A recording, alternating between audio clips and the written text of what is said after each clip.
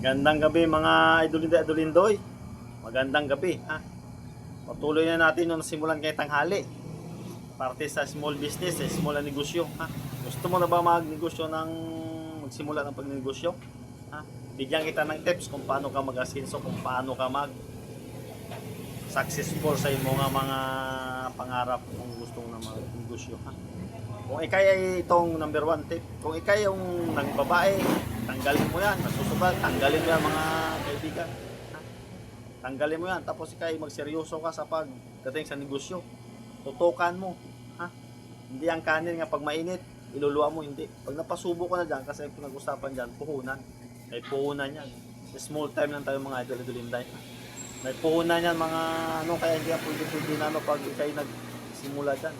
Kasi pag ikay hindi nagseryoso dyan, pagka mo dyan, lalaglag ka, mapipilay ka, kung sa baga, malulugi ka, maubos ang iyong puhunan. Ha? Ganun mga idol-idolinday. Babay na mga idol-idolinday, yan lang muna ha. Magliligpit na ko, alas 8 na ha. Magliligpit ako, babay. Thank you for watching my idol-idolinday ha. Mag-like, share, follow, pag-comments lang dyan. Maraming salamat sa mga followers ko dyan. Maraming salamat. Luluto na ko ulam. Bye bye.